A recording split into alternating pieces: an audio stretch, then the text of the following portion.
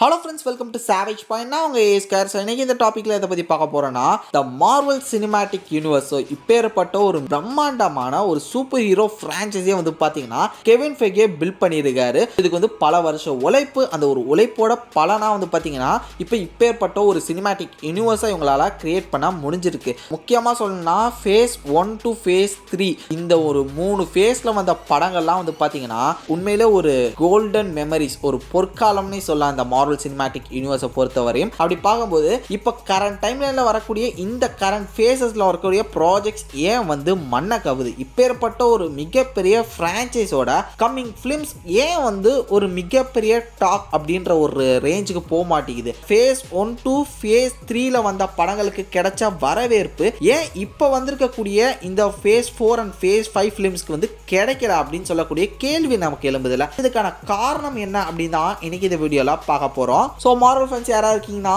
மறக்காம லைக் பண்ணிட்டு உங்களோட தாட்ஸ் அண்ட் வியூஸ் என்னன்றதை மறக்காம கீழே கமெண்ட் செக்ஷன்ல மென்ஷன் பண்ணுங்க. சரி, இந்த வீடியோவை ஸ்கிப் பண்ணாம ஃபுல்லா பாருங்க. வாங்க நம்ம வீடியோக்குள்ள போகலாம்.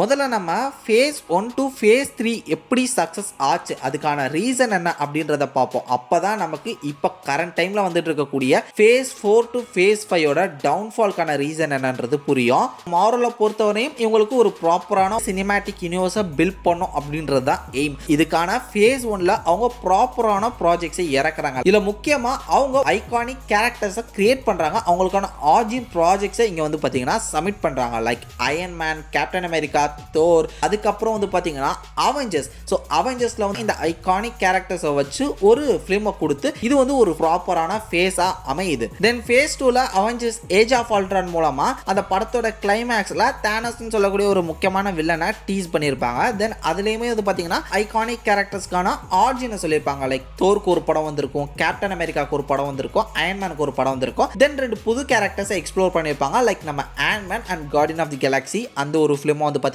எக்ஸ்ப்ளோர் பண்ணியிருப்பாங்க. அதுவுமே ஒரு சக்ஸஸ்ஃபுல்லான ஒரு ஹிட் தான். அதுக்கப்புறம் அமேசிங்கான ஃபேஸ் 3. ஸோ இந்த ஃபேஸ் 3யோட ஸ்டார்டிங்கே வந்து பார்த்தீங்கன்னா கேப்டன் அமெரிக்கா சிவில் வாரில் அந்த ஒரு வேர்ல்டில் இருக்கக்கூடிய கான்ஃப்ளிக்ட், சூப்பர் ஹீரோஸ் ஃபேஸ் பண்ணக்கூடிய பிரச்சனைகள். ஸோ இதை ப்ராப்பராக அந்த ஒரு வேர்ல்டை எக்ஸ்ப்ளோர் பண்ணியாச்சு. தென் அதுக்கப்புறம் டாக்டர் ஸ்ட்ரேஞ்ச் நிகழ்கால உலகத்தில் அந்த மேஜிக்கல் பவர்ஸ் எல்லாம் எக்ஸ்ப்ளோர் பண்ணக்கூடிய ஒரு படமாக இருந்தது. Then Guardian of the Galaxy volume 2 வந்தது. அதில் உலகத்தை தாண்டி செலஸ்டியல் பீயிங்ஸ் இருக்காங்க, பவர்ஃபுல்லான கிரியேச்சர்ஸ் இருக்காங்க அப்படின்றதெல்லாம் நமக்கு எக்ஸ்ப்ளோர் பண்ணி இந்த ஒரு உலகத்தை தாண்டி எப்பேற்பட்ட வில்லன்ஸ், எப்பேற்பட்ட பவர்ஃபுல் கேரக்டர்ஸ் இருக்காங்கன்ற ஒரு ஐடியா நமக்கு செட் பண்ணிச்சு. அதுக்கப்புறம் ஸ்பைடர்மேன் ஹோம் கமிங் ஒரு புது கேரக்டருக்கான இன்ட்ரோடக்ஷன். தென் தோர் ராக்னராக் அந்த ஒரு படமும் வந்து பார்த்தீங்கன்னா ஒரு அமேசிங்கான ஒரு ஸ்டோரி. தென் பிளாக் பேந்தர், அதுக்கப்புறம் வந்து பார்த்தீங்கன்னா இன்ஃபினிட்டி வார். ஸோ பிளாக் பேந்தர் மூலமாக வகாண்டான்ற ஒரு சிட்டி வந்து பார்த்தீங்கன்னா எக்ஸ்ப்ளோர் பண்ணி அந்த ஒரு கேரக்டருக்கான ஆர்ஜின் சொல்லி தென் அதுக்கப்புறம் தான் இன்ஃபினிட்டி வார். இது எல்லாமே இந்த எல்லா கேரக்டர்ஸுமே ஒன்னா கோர்த்து ஒரு படம். அங்கே அவங்களுக்கு ஒரு ஃபால் வருது. அதுக்கப்புறம் தான் எண்ட் கேம். ஆனால் எண்ட் கேமுக்கு நடுவில் ஒரு படம் வந்தது கேப்டன் மார்வல். அந்த ஒரு கேரக்டருக்கான ஆர்ஜினை சொல்லிட்டு ப்ராப்பராக அந்த கேரக்டரையுமே இந்த எண்ட் கேமில் சேர்த்தாங்க, ஒரு கனெக்ட் பண்ணாங்க. அதுக்கப்புறம் இதை வந்து ப்ராப்பராக ஒரு ஃபினிஷ் கொடுத்தாங்க. லைக் தானோஸ் மாதிரியான ஒரு வில்லனை ஸ்டார்டிங் ஃபிலிம்ஸ்லேருந்தே டீஸ் பண்ணிட்டு ஐகானிக் கேரக்டர்ஸ்னு சொன்னால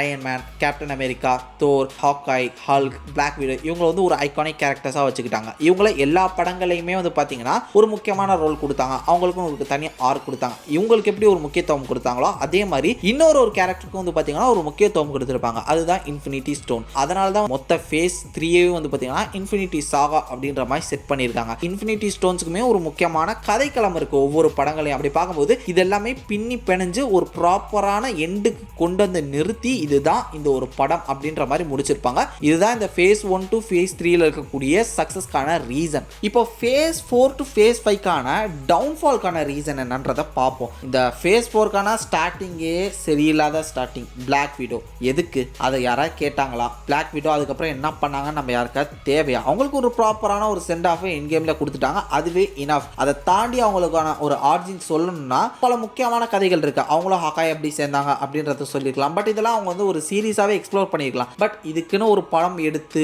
அது தேவையில்லாத கதையை கொடுத்து அது ஒரு மிகப்பெரிய டவுன்ஃபால். இதை தாண்டி படங்கள்லாம் நிறையா பண்ணுறேன் அப்படின்னு சொல்லிட்டு பக்காவா பக்கத்தில் இருந்துக்கிட்டு சீரீஸ்ல இருந்துமே நிறைய குழப்பல பண்ணிட்டு இருந்தாங்க. எனக்கு தெரிஞ்ச ஹாக்காய் சீரிஸ் வந்து பாத்தீங்கன்னா ஒரு அன்வான்டட் சீரிஸ் அப்படின்னு நான் சொல்லுவேன். பட் அதுல கிங் பினை இன்ட்ரோடியூஸ் பண்ணியிருந்தாலுமே ஹோல் ஸ்டோரியுமே வந்து பாத்தீங்கன்னா ஒரு கட்டத்துல ஒரு அன்வான்டட் ஸ்டோரி லைனா தான் எனக்கு தோணுச்சு. அது வந்து ஒரு சைட்ல தேவையில்லாத கதைக்களமா தான் வந்து பாத்தீங்கன்னா போயிட்டு இருக்கும். ஃபேஸ் 4 ஃபேஸ் 5ல என்னதான் ஒரு சில நல்ல படங்கள் வந்திருந்தாலும் Spiderman No Way Home, Shang Chi the Legend of the 10 rings, then நம்ம Moon Knight, Loki season 1 season 2, What If series, Black Panther, Wakanda Forever இது மாதிரியான ஒரு சில நல்ல படங்கள் வந்திருந்தாலும் மோஸ்ட்லி நம்மளை எரிச்சலை கலப்பக்கூடிய சம்பந்தமே இல்லாம மல்டிவர்ஸ் சாகாக்கு தேவைப்படாத பல ஃபிலிம்ஸ் வந்தது. முக்கியமா சொல்லணும்னா மிஸ் மார்வல் சீரிஸ், சீஹல்க் சீரிஸ், அதுக்கப்புறம் சீக்ரெட் இன்வேஷன்லாம் எதுக்கு வந்ததுன்னே தெரியல. அந்த ஒரு சீரிஸை பார்க்கவும் இல்லை பல ஃபேன்ஸ். அதுக்கப்புறம் எக்கோ சீரிஸ் வந்தது. அது என்னதான் ஒரு டீசென்டான சீரிஸாக இருந்தாலும் அதையுமே வந்து பார்த்தீங்கன்னா யாருமே பார்க்கல. எட்டர்னல்ஸ் படம் சுத்தமாக ஓடல. அதை பார்க்கறதுக்கு யாருமே இன்ட்ரெஸ்ட் காட்டல. அது வந்து ஒரு தேவையில்லாத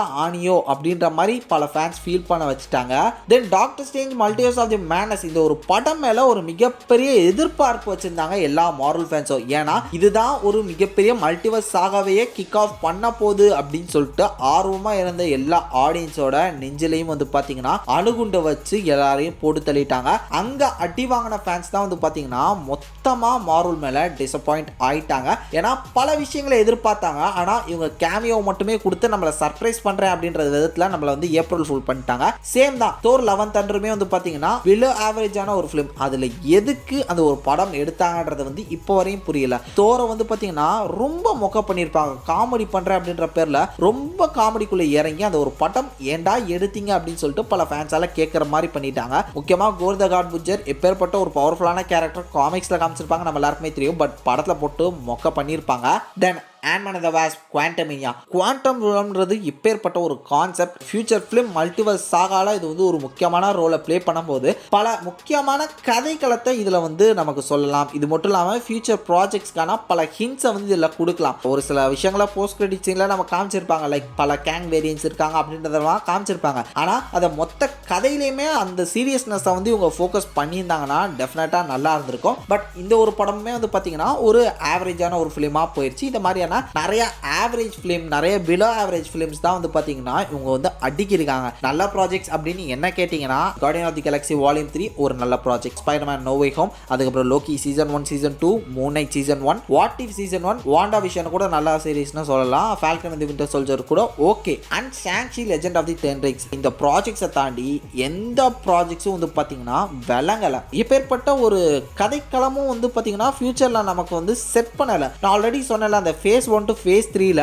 முக்கியமான ஒரு பாசிட்டிவ் பாயிண்ட் என்னன்னா கனெக்டிவ் பாயிண்ட்ஸ் வந்து அழகா மார்க் பண்ணி அதை வந்து லைனை வந்து கோர்த்து கடைசியா ஒரு படத்துல வந்து நம்மள முடிச்சிருப்பாங்க. ஆனா இந்த படங்கள்ல நமக்கு வந்து எந்த விதமான கனெக்டிவ் பாயிண்ட்ஸை நம்ம கொடுக்கல. எந்த படம் எந்த படத்தோட லிங்க் ஆகுது, எந்த படம் எந்த படத்தோட சிங்க் ஆகுது, இதுக்கான டைம் லைன் என்ன, இந்த படம் நடந்துகிட்டு இருக்க டைம் லைன்ல அந்த கதை நடந்துகிட்டு இருக்கா, ஸோ இப்படின்னு நமக்கு வந்து பல கன்ஃபியூஷன்ஸ் இருக்கு. இப்போ வரையும் வந்து பாத்தீங்கன்னா மல்டிவர்ஸ் ஆகா எந்திரிக்கல, கதைக்களத்தை ப்ராப்பரா கொடுக்கல அப்படின்றது வந்து நமக்கு இங்கேயே தெரியுது. என்ன கேட்டீங்கன்னா இந்த ஒரு மொத்த மார்வல் ஃபேஸ் சினிமேட்டிக் ஃபேஸஸ்லயே வந்து பாத்தீங்கன்னா இந்த 2 ஃபேஸ் வந்து ஒரு ஃபில்லர் அப்படின்ற மாதிரி பண்ணி வச்சிருக்காங்க. எனக்கு தெரிஞ்சு இதனால தான் இப்போ வரக்கூடிய ஃபிலிம்ஸ் வந்து ஒரு பெரிய டவுன்ஃபாலை சந்திச்சிருக்கோ அப்படின்னும் எனக்கு தோணுது. இதை தாண்டி கண்டிப்பா உங்களுக்கு நிறைய பர்சனல்ஸ் இருக்கும். ஸோ அதனால மறக்காம கீழே கமெண்ட் செக்ஷன்ல மென்ஷன் பண்ணுங்க. பட் இருந்தாலும் எனக்கு கமிங் ப்ராஜெக்ட்ஸ் மேல நம்பிக்கை இருக்கு. லைக் எக்ஸாம்பிளுக்கு சொல்லலாம் Deadpool and Wolverine, then Captain America, Brave New World Order, இது மாதிரியான நிறைய ப்ராஜெக்ட்ஸ் மேல நான் எதிர்பார்ப்பு வச்சிருக்கேன். கண்டிப்பா ஃபியூச்சர் மார்வல் நல்லா இருக்கும் அப்படின்னு நான் நம்புறேன். வெயிட் பண்ணி பார்ப்போம். ஓகே ஃப்ரெண்ட்ஸ், அடுத்த இன்ட்ரெஸ்டிங்கான வீடியோவில் நாளைக்கு மீட் பண்ணுறது வரைக்கும் tata bye bye, take care from A Square.